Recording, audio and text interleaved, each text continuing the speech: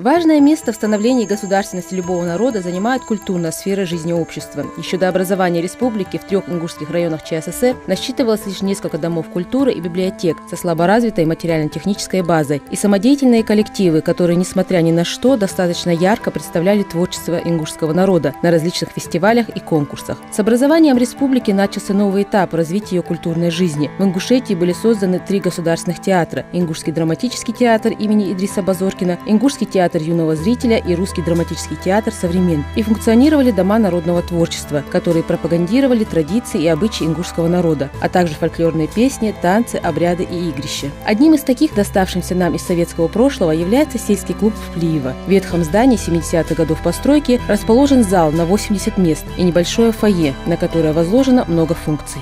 Несмотря что старый клуб, да, мы работаем, у нас очень много этих мероприятий проводим. Зрителей, детей хватает, желающих очень много, работаем.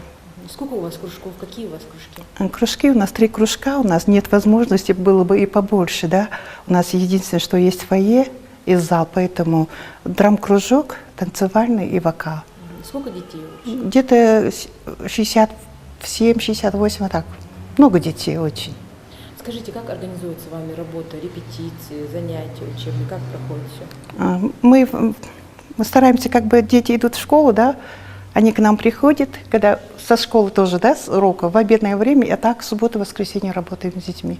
Несмотря на дефицит площади и отсутствие условий, работа в клубе ведется в полном объеме. Здесь функционирует несколько кружков, которые с большим энтузиазмом и интересом посещают учащиеся близлежащих школ. Ни одно мероприятие не остается без внимания, тем более, что у этого культурного заведения имеется свой постоянный зритель. Мы проводим разные мероприятия в нашем клубе. В прошлом году, например, вот полгода литературы мы провели всего 56 мероприятий, из них по патриотическому, по эстетическому, духовно-нравственному воспитанию мы провели 38 мероприятий, по терроризму 6 мероприятий, по наркомании 8 мероприятий. Также мы участвуем во всех республиканских мероприятиях, наши дети участвуют. У нас дети с удовольствием активно посещают наши кружки, занимаются. Все занятия мы проводим в зале, хотя из-за отсутствия соответствующих условий мы стараемся в основном все наши мероприятия, в основном провести их на базе средней школы номер 1, которая находится неподалеку от нас. Дети участвуют, активно приходят, занимаются. Зрители очень с желанием идут на наши мероприятия. Коллектив и учащиеся вкладывают всю душу в свой сельский уголок отдыха. Своими силами они создают уют и праздничное настроение себе и сельчанам. Но здание нуждается в капитальном ремонте, который они провести пока не в состоянии.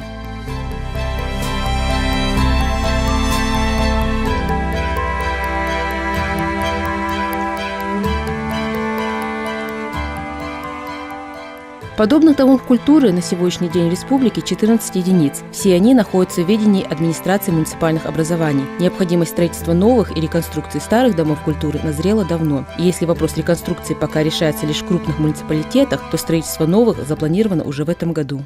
У нас на ближайший год, 16-17, в плане уже стоит строительство 3 домов культуры в таких очень важных населенных пунктах, как Канташево, Сагапши и Галашки. Программа эта поддержана в рамках ВЦП «Культура России». Финансовое обеспечение начнется уже с 2016 года. В 2017 году все 3 объекта будут сданы. В дальнейшем у нас, опять же, есть планы на строительство домов культуры уже в других населенных пунктах в рамках программы устойчивого развития сельских территорий. Мы очень плотно работаем с Минсельхозом нашей республики и России, которые нам помогают продвигать строительство объектов культурно-досугового профиля в наших населенных пунктах сельских, что очень важно. Вы знаете, что у нас всего 14 домов культуры, этого крайне недостаточно на количество населения свыше 500 тысяч, это совершенный мизер, тогда как в одном населенном пункте до 500 человек жителей, да, нужно 1 объект культуры, вот именно культурно-досугового профиля. На фоне старого фонда в республике возводятся и новые объекты культуры. Так, в сентябре прошлого года в столице республики состоялось торжественное открытие Центра культурного развития. Двухэтажное здание, построенное при поддержке Минкультуры Российской Федерации, предназначено для проведения культурно-массовых мероприятий и творческого развития детей и молодежи. Вместе с главой Ингушетии Юнусбеком Евкуровым в торжественной церемонии открытия объекта культуры приняли участие заместитель министра культуры России Григорий Перумов, заместитель директора Департамента управления имуществом и инвестиционной политики Министерства культуры Российской Федерации Вадим Мурадян и директор дирекции по строительству, реконструкции и реставрации Министерства культуры Российской Федерации Борис Цагараев. Конечно, те кружки, которые здесь будут работать при этом центре, они дадут хороший эффект для того, чтобы дети уже с малых лет привыкли к творческой жизни, к творчеству.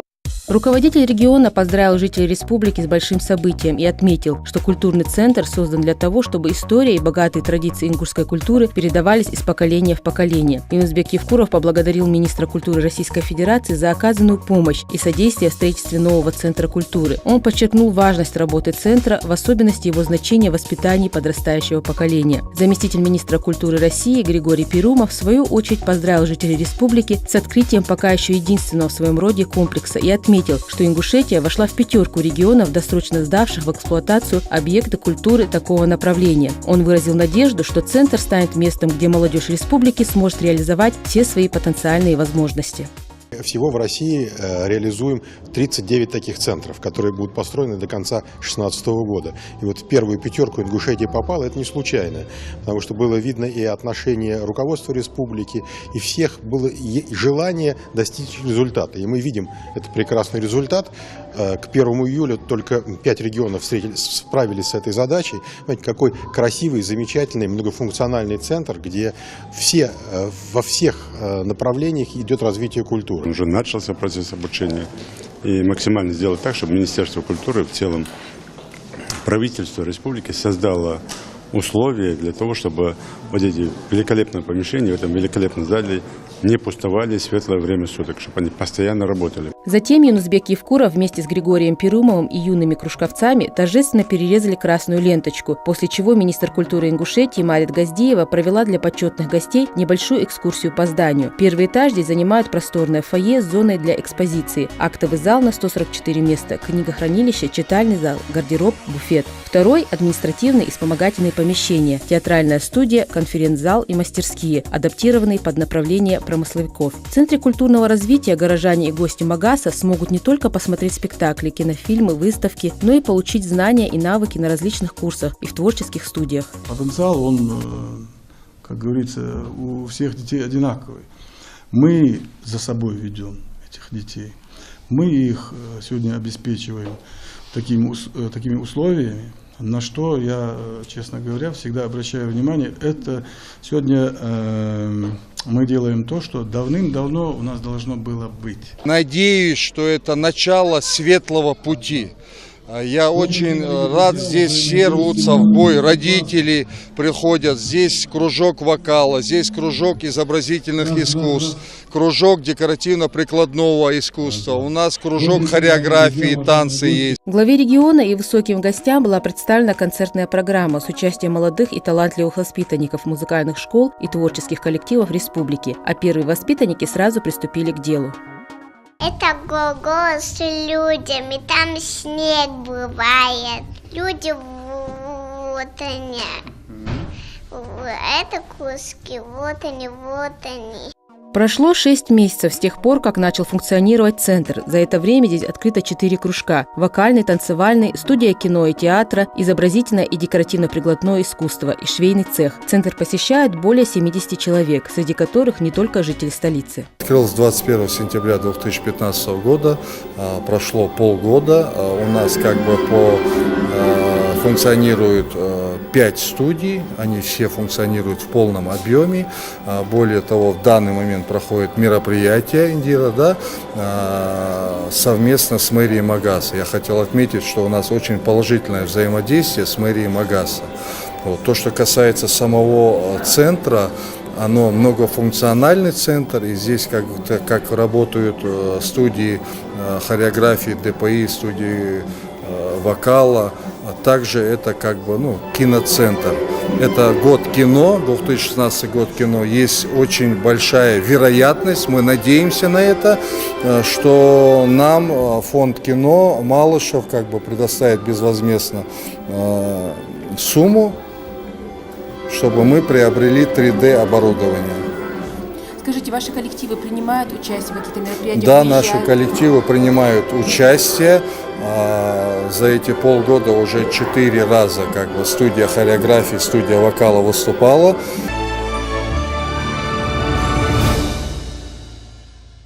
Большие перемены в скором будущем ожидают и работников Ингушского государственного музея имени Тугана Мальсагова. С 1972 года, года открытия культурного учреждения, оно располагается в приспособленном здании, которое не соответствует требованиям, предъявляемым к подобного типа организации. Дефицит площади не позволяет наладить работу в полном объеме.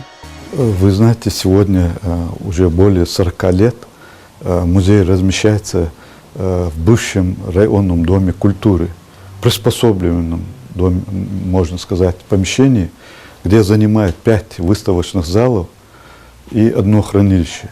Сегодня в музее более 41 тысяча единиц хранения. И все эти экспонаты хранятся на площади более 30 квадратных метров. Это недостаточно. Нет оборудования для хранения экспонатов. Есть сейфы, но есть ни раздвижных, ни выставочных витрин, ни шкафов, ни этих стендов, чтобы можно было каждый день просматривать экспонаты, проветривать. И очень плохой температурно-влажностный режим. Тепло есть, конечно, но для экспонатов нужна вентиляция и специальное поддержание климата, что отсутствует сегодня в нашем музее.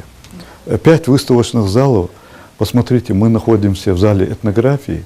Здесь же у нас и выставка картин, здесь же у нас и выставка по присоединению Крыма к России. Мы организовали выставку. 3 тематики в одном зале. Мы ютимся в этих маленьких залах, и, соответственно, это не подходит ни в какие рамки для музейщиков, потому что нужно место для того, чтобы остановиться, рассматривать коллективно экспозиции. Нужны другие условия, конечно, для показа этих ценных экспонатов. Работает зал духовный, работает зал Великой Отечественной войны, зал древности народа Ингушетии сквозь века. Мы так назвали эту экспозицию. Это экспозиция по археологии. Зал героев Отечества и зал Ингушетия, Россия навеки вместе. Здесь мы попробовали показать вхождение Ингушетии в состав России и тематику о государственности нашей республики. Сегодня это здание находится, можно сказать, в аварийном состоянии. Мы подремонтировали, подкрасили часть здания, которое сегодня занимает музей. Кстати, и занимает из 1264 квадратов общего здания. Музей занимает всего 310 квадратных метров сегодня. Остальная часть находится в аварийном состоянии с очень большими трещинами, что не позволяет даже временно разместить там что-либо. И сегодня мы собираем экспонаты по заданию, можно сказать, руководства, правительства республики для будущей экспозиции нашей башни Согласия в Магасе. И некоторые собираемые сегодня экспонаты, мы разместили часть из них даже в котельной музея. В подсобке находится много экспонатов музея, которые мы не можем разместить ни в хранилище, ни в залах музея сегодня. В ходе недавней инспекции главы республики Юнусбека Евкурова в Магас были определены земельные участки, на которых планируется в ближайшем будущем возвести ряд социальных объектов, в том числе и музей краеведения. После визита президента Российской Федерации в Ингушетию на встрече с главой нашей республики Юнусбеком Баматкевичем Евкуровым достигнута договоренность, что в Магасе, столице республики Ингушетия, будет построено новое здание музея краеведения. Эта весть облетела всю нашу республику. Эта весть тронула не только музейщиков, но и все население нашей республики. И стар, и млад только об этом и говорит. Ведь, возрождая нашу молодую республику, наш край с самой древней историей на Кавказе. И поэтому эта весть, что музей будет построен, тепловым зданием, где будут современные хранилища, современные выставочные, экспозиционные залы. Это очень дорого стоит, и поэтому хотелось бы выразить огромную признательность и благодарность президенту Российской Федерации, нашей Родины, Владимиру Владимировичу Путину, главе нашей республики Юнусбеку Баматкелевичу Евкурову. А глава нашей республики внес вклад достойный в пополнение нашего фонда. Вот за последние 5 лет фонд музея увеличился на более чем на 8 тысяч единиц хранения экспонатами как и древней истории народа, как и современной истории нашего народа. Ведь сегодня тоже делается история, и все экспонаты, которые вот сегодня здесь представлены, вот картина, предметы холодного оружия, нам передал глава нашей республики Юнусбек Баматкелевич Евкуров. Так, в 17-м микрорайоне столицы будет построен Республиканский краеведческий музей. Для этого рядом с Центром культурного развития отвели участок общей площадью 1 гектар земли. Глава региона на месте ознакомился с проектом будущего здания. Объект будет построен в рамках программы ФЦП «Культура России». Стоит отметить, что строительство музея входит в обширный перечень поручений президента России Владимира Путина, которые он подписал по результатам совещания в Магасе в сентябре прошлого года. Да, у нас, к счастью, очень хорошая новость. Постановление правительства России внесено изменение о финансировании в рамках программы «Культура России» 12-18 нашего Республиканского национального музея. Это наша гордость и наше достояние.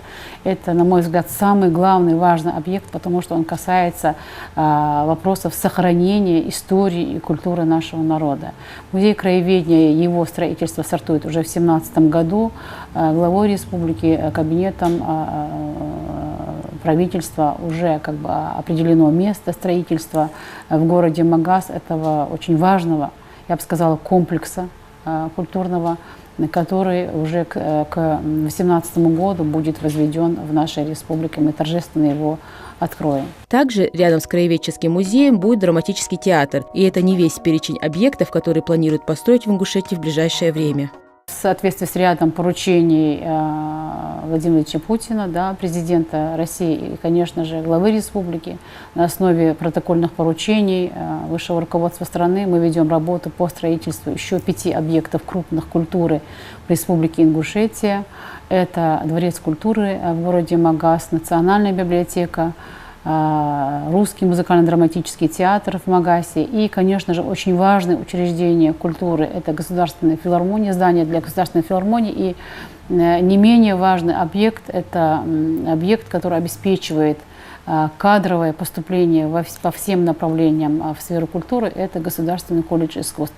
Сегодня колледж искусств расположен в приспособленном помещении, в арендуемом здании, которое совершенно не отвечает требованиям такого рода учреждения. Соответственно, и качество, и коэффициент полезного действия этого учреждения несколько более, так сказать, заниженного уровня, чем нам бы этого хотелось. Поэтому эти объекты со строительством, с вводом этих объектов, культура нашего народа, она шагнет очень далеко вперед, и на это, конечно, понадобится лет 5-7, потому что им нужно заработать, адаптироваться, приспособиться к условиям, дать хороший старт, рекламу, в общем, встать на ноги и обеспечить уже развитие культуры по всем направлениям. С вводом этих объектов мы шагнем очень далеко в успешное развитие нашей культуры. Среди введенных объектов культуры – мемориал памяти и славы. Данное событие было приурочено к 20-летию образования республики. Это исторический памятник, на котором отражены все события, которые связаны с историей Ингушетии в составе России. 200 с лишним лет назад мы дали клятву верности нашей стране и всегда оставались верны ей. В мемориале памяти увековечены имена тех, кто героически отстаивал независимость нашей великой Родины России. Молодое поколение должно знать их имена и гордиться их великим прошлым. У нас очень замечательный объект был введен в строй в 2012 году. Это летний амфитеатр, вы знаете. И рядышком с амфитеатром открылась аллея памяти и славы. Это монументальный памятник сооружения всем достижениям, всем подвигам наших соотечественников. И не только со времен Первой мировой войны. И это объект, который посещает все, кто приезжает в республику.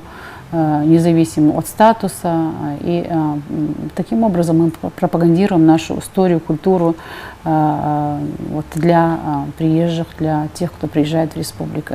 Долгожданным местом проведения концертных и культурно-массовых развлекательных мероприятий, сценой для торжественных церемоний и встреч стал и летний амфитеатр, построенный в районе Абегу. Проект выполнен в классическом стиле с использованием колоннад из камня и представляет собой сооружение, оборудованное крышей, сценической площадкой и залом на 1000 мест. Вокруг амфитеатра оборудованы современные площадки для торговли сувенирами и проведения праздничных ярмарок.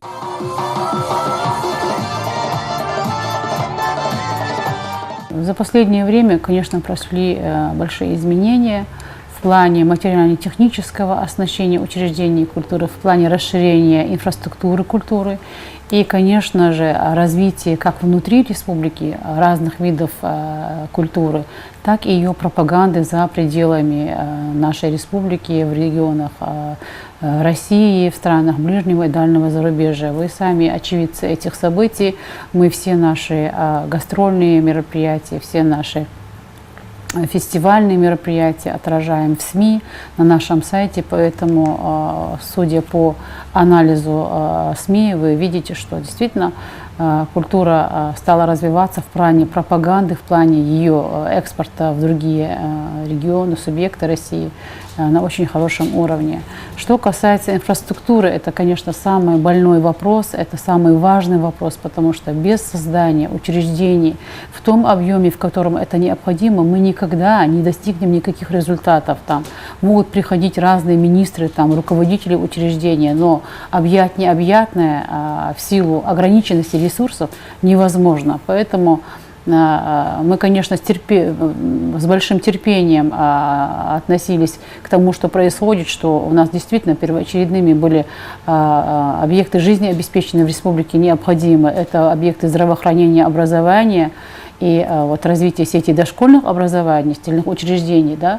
Но сейчас назрел тот момент, когда мы действительно должны все вместе приложить всем усилия, максимум усилий для того, чтобы мы в республике построили объекты культуры всех видов. Это культурно-досуговые учреждения, это учреждения развития профессиональных видов искусств по направлению. Я имею в виду театральные учреждения, я имею в виду учреждения для развития профессионального искусства, исполнительского, хореографического искусства. Да?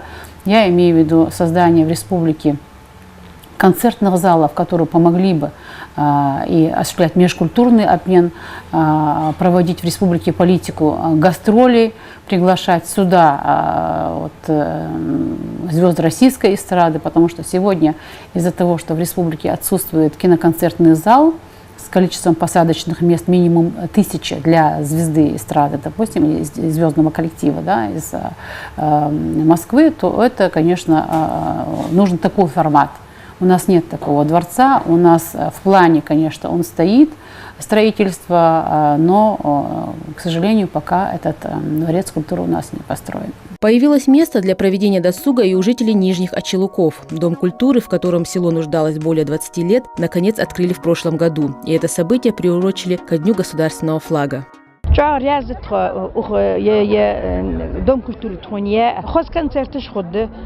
خذ أيلق اللي البواتش خذ غل قدق أوز بيرشت خذ ديش أوز ياخج سويرت ياخج يرحي لا جادك خير بيرشت كيشنا خاي يجشت أوز خلوا بيزبوتشا أخا بيزبوتشا علقت بيزبوتشا يرحي لا جبرك الأل بيزبوت القدرات كبير الحياة ويرت أو ديرني أشلكي بخش على البايد هذا